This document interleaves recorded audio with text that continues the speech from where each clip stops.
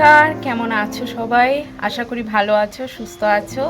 আমার এই ব্লগে তোমাদের সকলকে স্বাগত আর অনেকটা ভালোবাসা। আর আজকে এখান থেকে ব্লগটা স্টার্ট করছি। একটু আগে আগের ব্লগটা শেষ করেছি।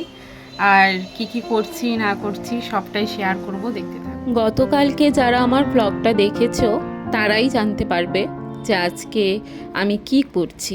যেহেতু 3 পিস মাছ দেখলে প্রথমেই যে আমি ঝোল রান্না করছি, ওটা শুধু আমার জন্য ঝাল করে বানাচ্ছি। আর ওরা খাবে মাংস দিয়ে লুচি বানিয়েছিলাম। গতকালকের ব্লগটা দেখতে পারো, কারণ দুদিনেরটা একসাথে দিয়েছিলাম, তো তাই কালকেরটা কালকেই দিয়েছি হাফ। আর তারপরে এখান থেকে ব্লগটা স্টার্ট করলাম। আর ঝোলটা কেমন হয়েছে দেখো।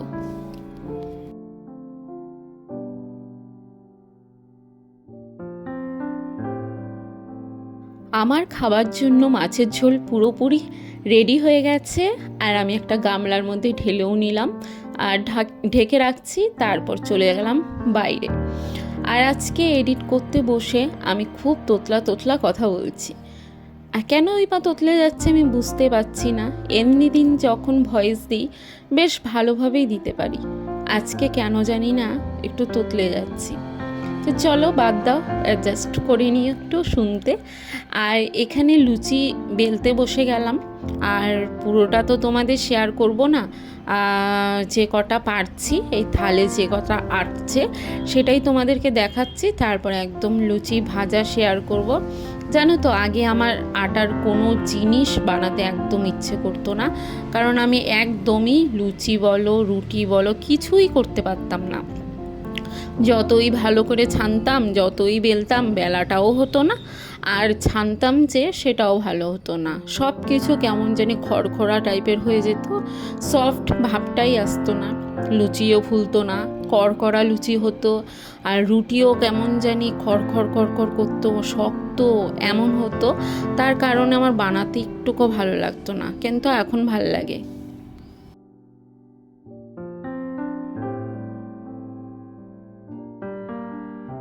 কেন বলো তো এখন রুটি করতে বা লুচি করতে আমার ভালো লাগে? কারণটা হচ্ছে এই যে দেখে নাও। আর এখন যখন লুচি ভাজি, লুচিটা খুব সুন্দর করে ফুলে যায়। আগেটা একদমই হতো না, আর নরম হয়। আগে শক্ত হতো বললাম না। আর রুটিও তাই, এখন নরম নরম রুটি ভাজতে পারি। এই দেখো আমার ভাজা কমপ্লিট হয়ে গেছে। কে কে খাবে চলে আসো আমার বাড়িতে। আমাদের কিন্তু সবার খাওয়া দাওয়া কমপ্লিট হয়ে গেছে। আর আজ বেশ ভালো খেলাম, অনেক টেস্টি হয়েছিল আমার মাছের ঝোল। আর ভাত দিয়ে খেয়েছি, ওরা খেয়েছে লুচি মাংস। আমি কিন্তু এখনও স্নান করিনি। এখন যেটা করছি আমি, যত জামা কাপড় ছিল, স্কুল ড্রেস ছিল, যেহেতু ওর পরীক্ষা আছে রবিবার দিন, তার কারণে স্কুল ড্রেস ধুয়ে দিলাম। আর গুড়িয়ার ড্রেসটাও ধুয়ে দিলাম। আবার অনেক জামা কাপড়ও ছিল, আবার কিছু জামা কাপড় চুবিয়ে রাখলাম, আজকে আর ধোবো না। তা এখন এই জামা কাপড়গুলো মেলে দিয়ে তারপর আমি যাব স্নান করতে। স্নান করে আর কিচ্ছু ধরাধরি করব না, কিছুক্ষণ বাদেই হয়ে যাবে সন্ধ্যা। আর সন্ধ্যা হলেই সন্ধ্যা দিয়ে তারপরে একেবারে বিছানায় উঠব। আর শীতের দিন কি করে যে সকাল থেকে পট করে রাত হয়ে যায় বুঝতেই পারা যায় না। আর এই যে দেখো চলে আসলাম সন্ধ্যাবেলায় সন্ধ্যা পুজো দিতে। আর যেহেতু এটা কিন্তু তোমাদের কোনো দিনও শেয়ার করি না, আজকে ভাবছি যে না একটু শেয়ার করি, বেশ ভালো লাগবে, তোমাদেরও ভালো লাগবে। আমাদের মন্দিরটাও দেখা হবে তোমাদের, আর তোমাদেরও একটু শেয়ার করলাম কেমন লাগলো আমার মন্দির, অবশ্যই জানাবে। যাই হোক, আজকে সন্ধ্যা দেওয়াটা পুরোপুরি শেয়ার করলাম। ভালো লাগলে অবশ্যই জানাবে যে দিদি তোমার ঠাকুর ঘর ভালো লাগে, একটু ভিডিও দেখাবে।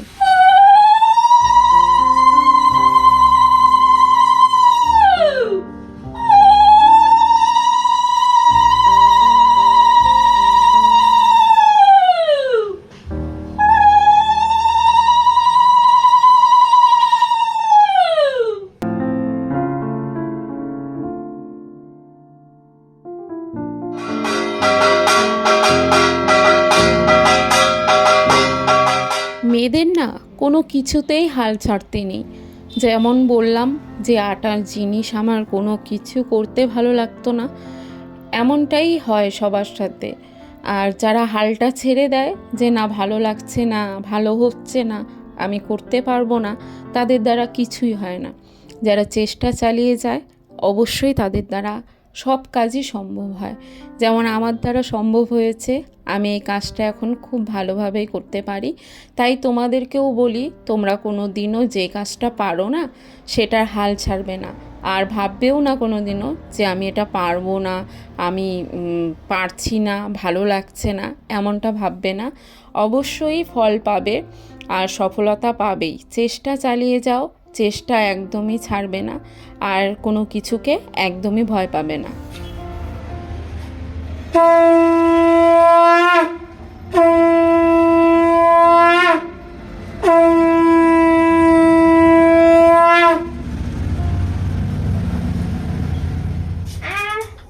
কাউকে দেখাবো না। দিদিকে বলে গা, খাবি না তুই? রবীন্দ্র খায়নি। রবীন্দ্র না খাবি না, খাবি না তাই বলে ও।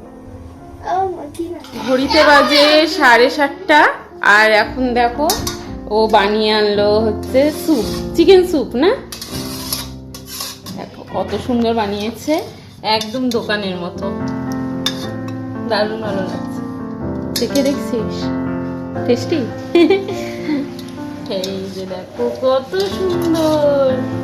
আর এ বেচারার জন্য তো পরীক্ষা শেষ হয়ে গেছে, কিন্তু তাও ওর পড়া চলছে, কারণ ওদের পরীক্ষা আছে রবিবার দিন। কি বলে কি জানি এটা বলে, ওই পরীক্ষাটা আছে, তাও পড়েছে হচ্ছে ধূপগুড়িতে। আর ধূপগুড়িতে যেতে হবে, তাও ভালো হলো, ঘুরতে যাব ময়নাগুড়ির বাইরে পরীক্ষা দিয়ে। নাহলে তো আমাদের কোথাও ঘুরতে যাওয়া হয়ই না।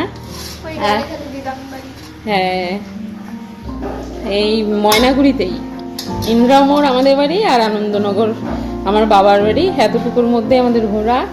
আজকে মানে রবিবার দিন তাও একটু বাইরে যাওয়া হবে।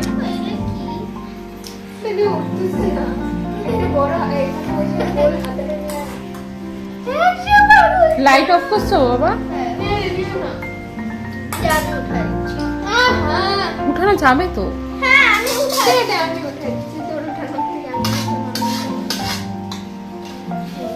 দুইজনের দুইটা বাটি, আমার জন্য একটা বাটি আনছে। অরেঞ্জ কালার বাটিটা কে নেবে?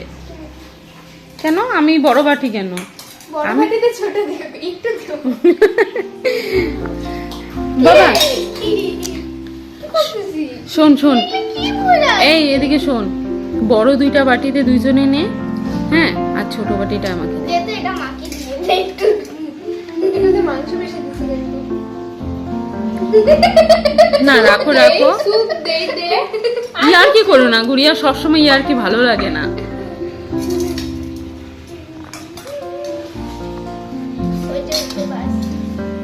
ওটা রাখো, আমি এখন খাবো না, ও লঙ্কা দিস। আমি লুচি খাইছে, এখনই লুচি খাইছে, ওই যে এখানে একটু লঙ্কা বলে লঙ্কাটা এখানে আবার ঢেলে দিবি। ওকে, আচ্ছা কেমন হয়েছে খাইতে? টেস্টি? আরেকদিনের মোমোটাও টেস্টি বানাইছিলি, আর আজকে স্যুপটাও টেস্টি হয়েছে। হ্যাঁ তাই? সত্যি টেস্টি হয়েছে, কিন্তু কি বলতো পেঁয়াজগুলো মিষ্টি মিষ্টি লাগতেছে, বড় না? স্যুপটা কিন্তু দোকানের মতন খুব ভালো হয়েছিল, আর খেয়ে মনে হচ্ছিল না যে বাড়িতে বানানো হয়েছে, মনে হচ্ছিল যে দোকানের স্যুপই খাচ্ছি। তো চলো আজকের ব্লগটা এখানেই শেষ করছি। তোমাদের যদি ভালো লেগে থাকে অবশ্যই লাইক, কমেন্ট, শেয়ার করবে। আর আমার চ্যানেলে যারা নতুন আসছো তারা অবশ্যই আমার চ্যানেলটাকে সাবস্ক্রাইব করে দিয়ে বেল আইকনটা অল করে দিয়ে পাশে থাকবে। তো আজকের মতন টাটা, চলে আসবো নতুন একটা ব্লগ নিয়ে। দেখতে থেকো, পাশে থেকো, আর কমেন্ট অবশ্যই করবে, সেই কমেন্ট ধরে আমি চলে যাব তোমাদের পরিবারে। তো আজকের মতো টাটা, চলে আসবো নতুন ব্লগ নিয়ে। Bye bye.